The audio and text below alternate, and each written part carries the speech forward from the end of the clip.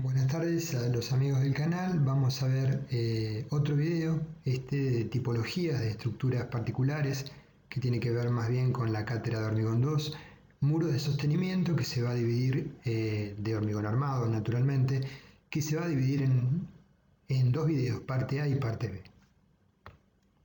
En la foto se ve el hormigonado de un muro de gravedad en la represa de Pichipicundeufú, una tongada del mismo con un balde y una grúa que acompaña con la manga. Respecto de los muros de contención, ¿qué objetivos persiguen? Contener un suelo en taludes o rellenos, recintos subterráneos de almacenamiento de agua, canales de riego, cruces bajo nivel de vías carreteras o excavaciones para subsuelos, entre otros. La falla de un muro se puede presentar por diversas situaciones: pérdida de condiciones de equilibrio como vuelco, deslizamiento de la base, el deslizamiento de una cuña de suelo que tiene que ver más bien con un problema de geotecnia que no vamos a tratar. Ambos tipos de falla, vuelco, deslizamiento, están acompañados sí necesariamente por una parte del suelo aledaño, llamada cuña de deslizamiento.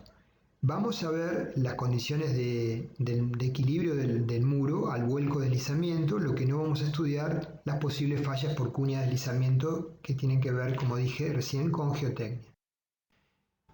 Con respecto a los estados del suelo, si tenemos un cubito de suelo dentro de la masa del mismo, en estado de reposo, sobre ese cubo inserto en esa masa, que suponemos homogénea, hay una presión PB vertical y una presión pH0 horizontal a una profundidad H. Entonces, en una masa de suelo de peso específico gamma S, en unidades de fuerza por unidad de volumen, kilómetro cúbico, consideramos un cubo elemental ubicado a una profundidad H. En la cara superior del cubo va a soportar una presión vertical gamma por H. Si consideramos la masa del suelo como una serie de columnas verticales pegadas unas a otra, cada una de ellas estará comprimida por su propio peso. Como están comprimidas por su propio peso, van a tender a acortarse en el sentido longitudinal de la fuerza de compresión y a expandirse en el sentido transversal por efecto Poisson, como en todos los materiales. Pero las columnas del suelo adyacente impiden esa expansión lateral y por eso aparece la presión horizontal pH0, que se denomina presión del suelo en reposo. En amarillo marcamos la columna que estamos estudiando y las columnas en blanco aledañas son las que generan el impedimento que se expande transversalmente. En forma experimental se observa que la presión horizontal en un punto de la masa de suelo es una fracción de la presión vertical en ese punto. En el caso particular del suelo en estado natural o de reposo, esa fracción oscila entre 0,6 a 0,9 de la presión vertical. Tenemos por tanto que la presión pH0 horizontal es igual a K0 por la presión vertical, donde K0 es un coeficiente de presión lateral en reposo. Ahora bien, si retiramos de la columna en amarillo que estamos estudiando la columna aledaña del suelo, y ponemos un elemento que trate de impedir la deformación del mismo, entonces tendríamos el siguiente esquema. La columna en amarillo contenida por un muro de hormigón, y bajo esas circunstancias se puede presentar una cierta deformabilidad en el muro y por ende en el suelo contenido en amarillo, y se genera lo que se llama empuje activo de los suelos, PHA. Entonces, si consideramos que el muro sufre un pequeño desplazamiento motivado por el empuje del suelo paralelo a sí mismo, de forma tal que se produce una descompresión lateral reducida, disminuye la presión horizontal hasta alcanzar un valor menor que se corresponde con el empuje activo del suelo. Y ahora la presión horizontal PHA va a ser igual a K sub A, coeficiente de empuje activo del suelo, por la presión vertical. El empuje activo del suelo se podría calcular, por ejemplo, con la teoría de Rankine, donde el coeficiente K sub A es igual a la tangente cuadrado de 45 menos el coeficiente de fricción sobre 2. Para suelos granulares se puede tomar phi igual a 30 grados. Entonces el valor de K sub A reemplazando nos quedaría para suelos granulares como arena, 0,33. El valor de la resultante por metro sería P sub A igual a 1/2 del gamma, la densidad del suelo contenido, por h cuadrado, la profundidad del punto que estamos estudiando, tangente cuadrado de 45 menos phi sobre 2. Entonces acá tenemos el gráfico del diagrama de presiones supuesto triangular.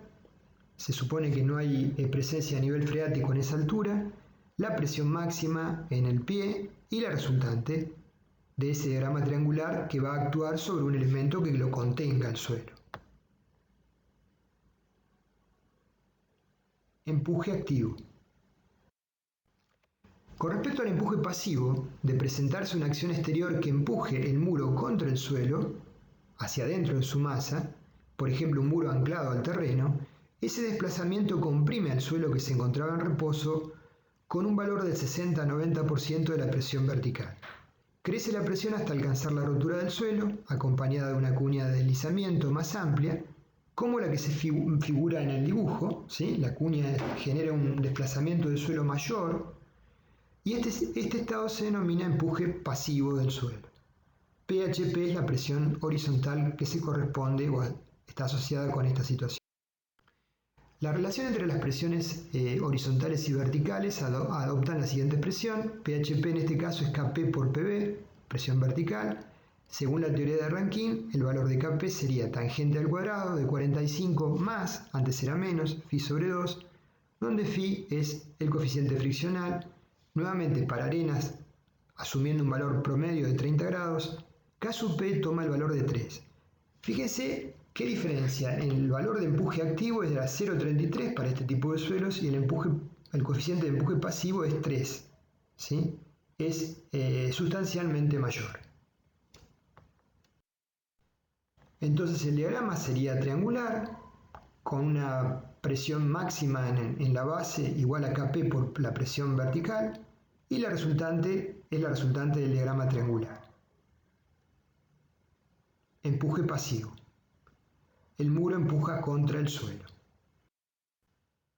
Entonces, si analizamos las posibles superficies de fallas como planos de falla, tenemos que cuando el suelo presiona contra el muro, el plano de falla sería el AB, empuje activo, y cuando el muro empuja contra el suelo, el plano de falla sería el AD, empuje pasivo. A menor ángulo en el plano de rotura potencial, función del coeficiente de fricción, mayor volumen de suelo va a generar el empuje.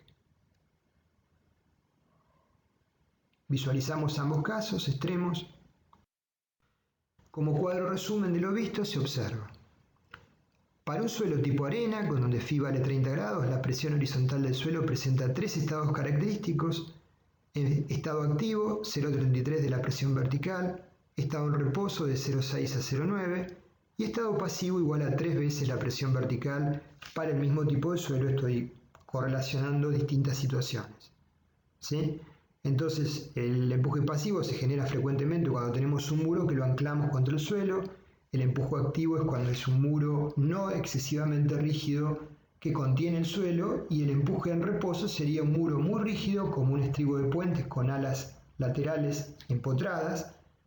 El empuje de suelo se puede generar sobre ese muro es mayor al activo, sería posiblemente en el estado de reposo.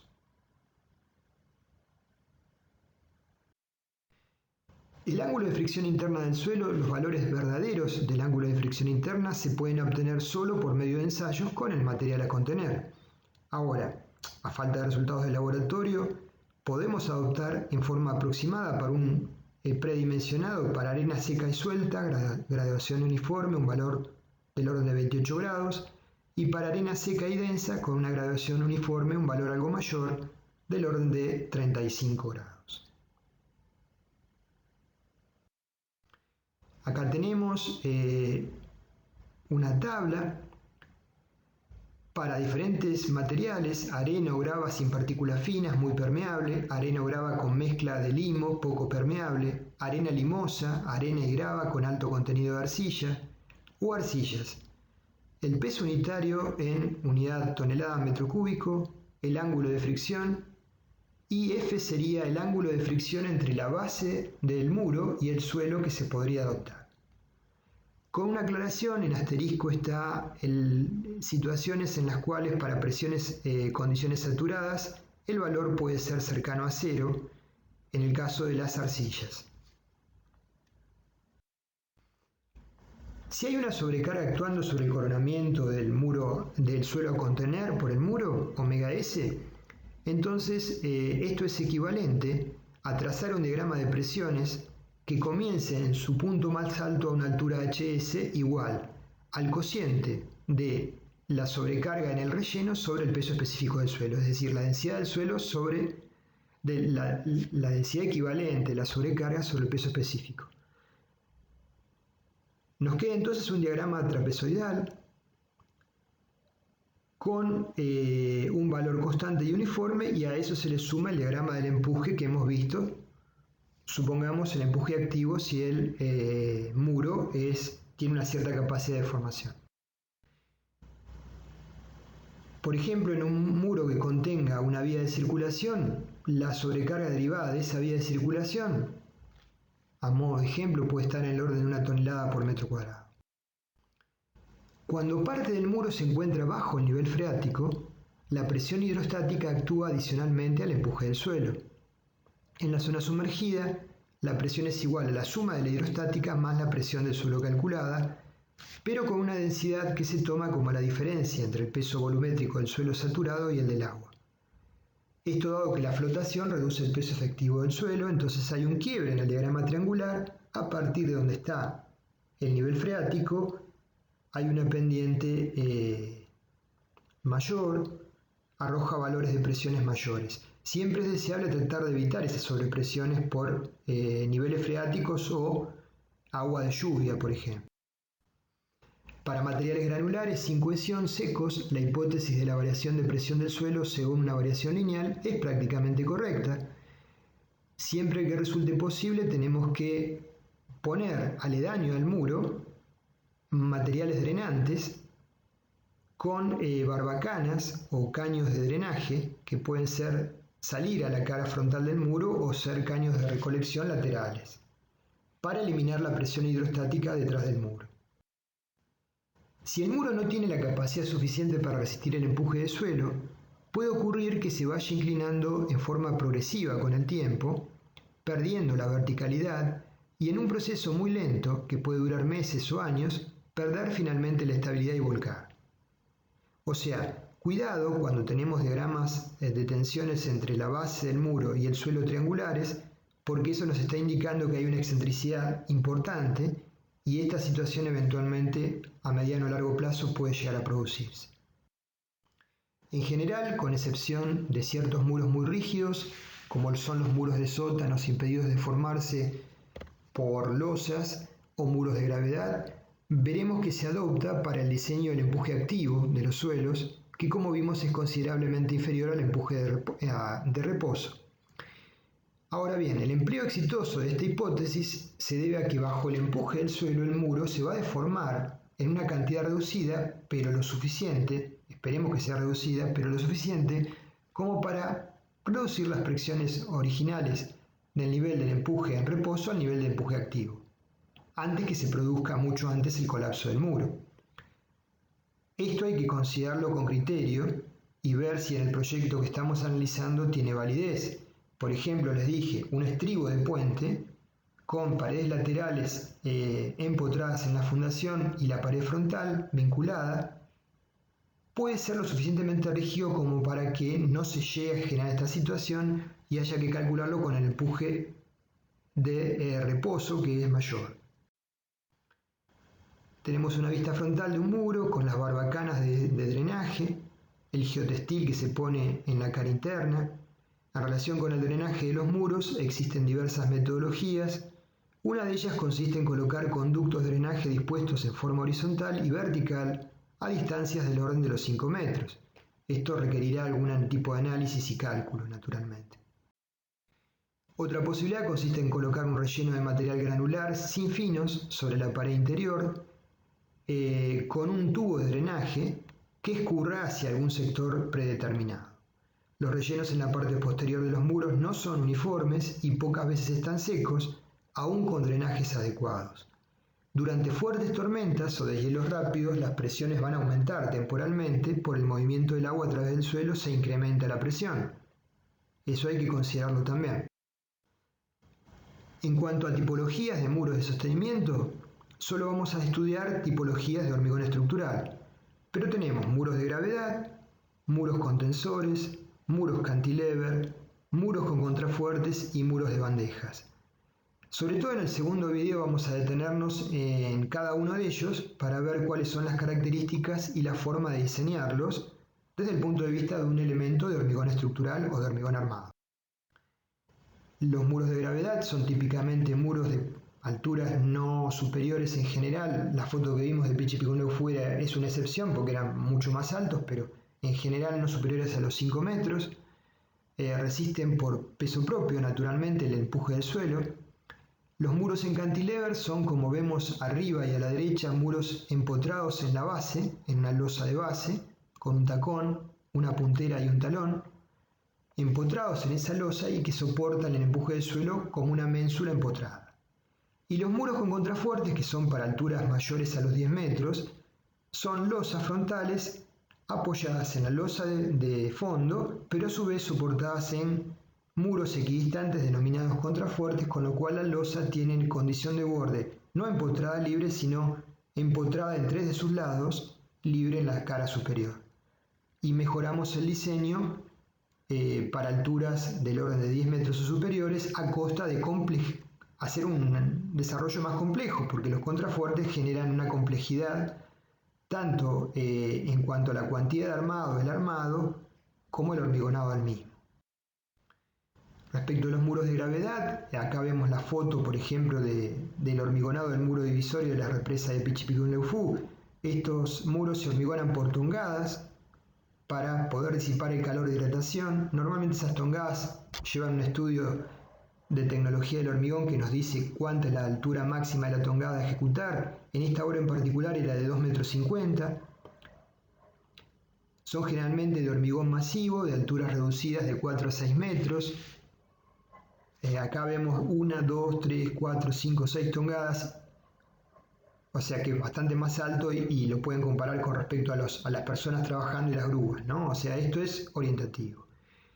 Estabilizan el empuje del suelo por su propio peso y no se generan en el muro tracciones que puedan ser motivo de fisuras en la estructura. En este caso se observa armadura, pero es una armadura de piel nada más, para controlar las fisuras por contracción de fragua y variaciones de temperatura.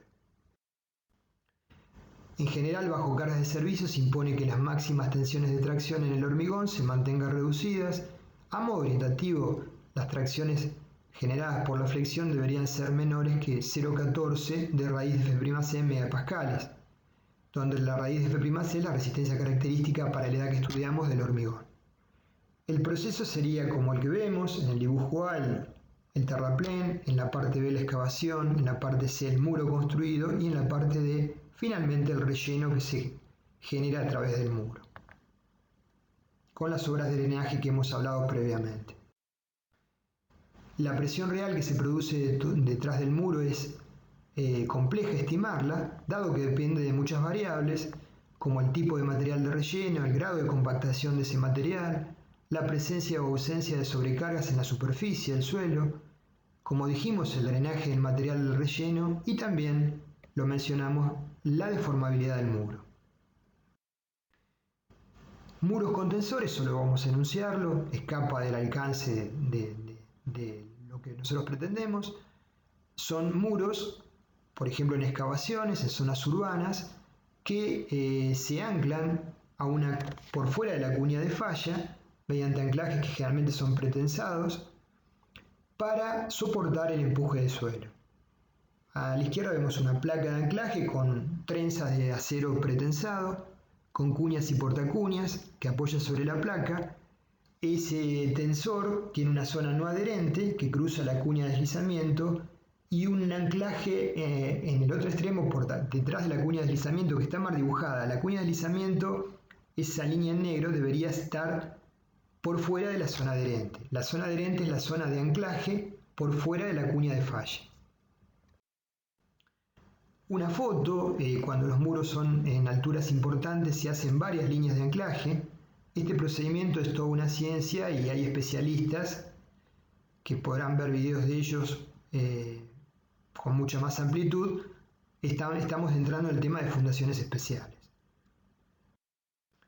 La longitud de los tensores se divide en dos tramos entonces, una zona extrema alejada del muro por fuera de la cuña que oficia de anclaje y transfiere la fuerza de tracción requerida para equilibrar el empuje, y una zona no adherente próxima al muro, que es la que permite elongar el tensor para lograr la fuerza de tracción requerida y anclarlo al muro.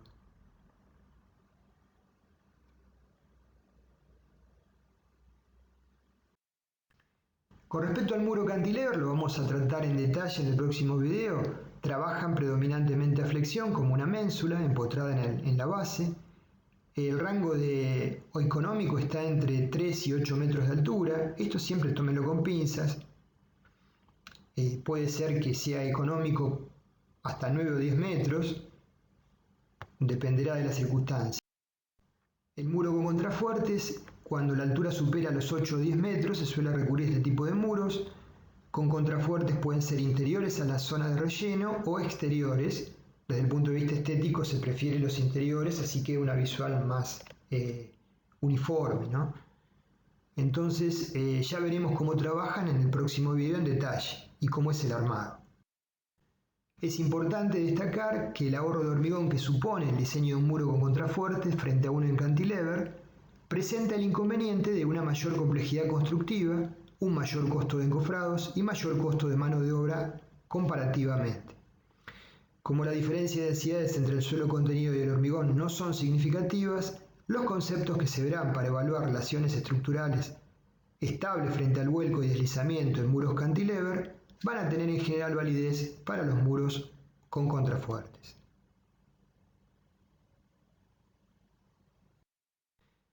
Los muros en bandeja son ya una particularidad.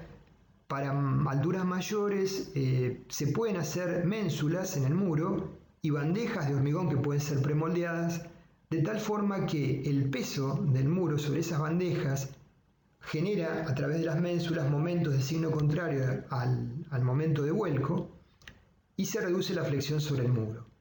Esto es muy lindo visto así, pero es bastante complejo ejecutarlo. Presenta inconvenientes constructivos, encarecimiento del mismo por las armaduras requeridas. Hay que tener mucho cuidado cuando compactamos el suelo para no romper esas bandejas. O sea, lo muestro, pero hay que estudiar con mucho cuidado, si uno opta por esta alternativa, cómo lo vamos a desarrollar y qué ventajas tiene frente a, por ejemplo, un muro con contrafuertes. Una alternativa constructiva consiste en hormigonar in situ el muro y las ménsulas, o podemos dejar hierros pasantes y bajo el concepto de corte por fricción después hormigar las ménsulas en un hormigón de segunda etapa y colocar premoldeadas las bandejas. Tipos de fallas en muros. Previo a cualquier dimensionado de armaduras tenemos que verificar, por supuesto, las condiciones de equilibrio y posible falla del suelo. Las condiciones de falla del suelo las veremos en geotecnia, las verán ustedes, yo no voy a hablar de geotecnia, no es mi área, pero básicamente las condiciones a verificar son verificación al vuelco del muro, verificación al deslizamiento del muro, giro excesivo del muro, verificación tensional entre la base del muro y el suelo de apoyo, verificación ante una falla del suelo producida por una cuña de deslizamiento profunda, el control de estado límite de servicio y daños en construcciones linderas por deformaciones del muro eventualmente que esté del suelo contenido. Si hay construcciones que apoyan dentro de ese suelo aledaño, si ese suelo se deforma, porque el muro se deforma, seguramente vamos a tener novedades con el vecino. Entonces, tipos de falla por cuña de deslizamiento a la izquierda del suelo, un problema de geotecnia. A la derecha, deformaciones excesivas del muro, problema generado para condiciones de servicio sobre cualquier cuestión que esté apoyada en el muro, en el suelo cercano, por ejemplo un camino, ¿sí? Simplemente un camino que va a sufrir daños por esta deformación. Verificación al vuelco. Entonces tenemos para un muro, por ejemplo en cantilever, en contrafuerte sería lo mismo. Tenemos componentes que estabilizan, que serían la componente del peso del muro 1, de la solera, del peso 3 del suelo sobre solera delantero y de la componente de suelo 2. Y como componentes desestabilizantes tendríamos el empuje del suelo, que podemos considerarlo horizontal. Debe cumplirse que los momentos estabilizantes multiplicados por un coeficiente, y en esto voy a ser subjetivo, sugiero adoptar un valor de 0,9 o menor, sea mayor o igual que el momento volcador por un coeficiente de mayoración. Nuevamente voy a ser subjetivo, sugiero adoptar un valor de 1,8 o eventualmente estudiarlo con más detalle. Entonces, phi por el momento estabilizante debe ser mayor o igual que gamma por el momento volcador, tomando esos coeficientes que nos aseguran que las incertidumbres sobre el verdadero valor del empuje, que ya vimos que eran varias, y sobre la densidad de los materiales que estamos trabajando sean adecuadamente cubiertas. Con respecto a la verificación del deslizamiento, la componente de peso que actúa, que impide al deslizar, omega S más omega G por el coeficiente de roce entre base del muro y el suelo, debe ser mayor o igual que un coeficiente de mayoración por el empuje. Omega S es el peso del suelo sobre el muro y omega G es el peso de la estructura del muro. Acá es una sugerencia de adoptar 1,6 como mínimo. Eventualmente un valor mayor puede ser razonable. Si no se verifica esta condición de deslizamiento, podemos colocar un talón inferior, como vemos, que genere la actuación de un empuje pasivo, como el que vemos a la izquierda, que se oponga al deslizamiento del muro. Es una situación que puede presentarse y no es compleja. Con respecto a la verificación tensional en el suelo de fundación, si consideramos la base del muro como rígida, lo cual es razonable, podemos plantear un diagrama de tensiones lineal, sigma P sobre A más el momento flector sobre el módulo resistente, con lo cual nos va a quedar un diagrama trapezoidal seguramente, con máximas tensiones de compresión en la cara que tiende a volcar y mínimas en el lado opuesto, o en el caso extremo triangular. Consecuentemente, si fuera triangular, tenemos que tener cuidado, y si el triángulo corta el muro antes de terminar el mismo, acordémonos que toda la zona traccional no puede existir, o sea que es una zona inactiva. Eso nos está indicando que hay una fuerte presencia de un momento que tiende a volcar el muro, y eso se puede incrementar el giro del muro a lo largo del tiempo. Tengan cuidado con esa situación. Tipo de problemas para estado de servicio o patologías en muros. Ya lo veremos con más detalle en el próximo video, pero en la cara interna de un muro en cantilever es la cara traccionada, y la cara interna de la solera es la cara traccionada superior, y la cara de la solera inferior es la cara traccionada. Las tres caras que están solicitadas a tracción por flexión son caras no visibles. Por lo tanto, tenemos que ser bastante cautos con el control de la fisuración, el adecuado diseño para controlar las fisuras, como hemos visto en el video de fisuración, y vamos a tener otro video más, porque justamente se va a producir en zonas que no lo podemos ver, ¿sí? Al menos las fisuras derivadas de las solicitaciones. Sí vamos a ver seguramente, si hemos armado mal el muro en el sentido longitudinal, las fisuras generadas por contracción de fragua y variaciones de temperatura. Al respecto veremos las cuantías mínimas a colocar, las separaciones de esas armaduras y los diámetros y recubrimientos en función del medio ambiente. Con respecto al acortamiento térmico, si el muro tiene una longitud importante, se requiere disponer de juntas de dilatación adecuadamente distanciadas. Como sugerencia, se habla en general de que la longitud de juntas no supere de dilatación 4 veces la altura del muro. Si no hemos colocado adecuadamente estas juntas, las juntas se van a manifestar solas, como vemos, con fisuras de gran espesor, equidistantes de un orden cercano a 4 veces la altura del muro, y eso es un índice de que algo ha fallado en el proyecto. Bueno, gracias por su atención. Esta es la primera parte. En la segunda sí nos vamos a dedicar de lleno al diseño de los muros, cantilever y con contrafuertes, desde el punto de vista naturalmente del enfoque de hormigón estructural. Si acaso no se han suscrito todavía, les estaría bueno que lo hagan. Gracias y los esperamos.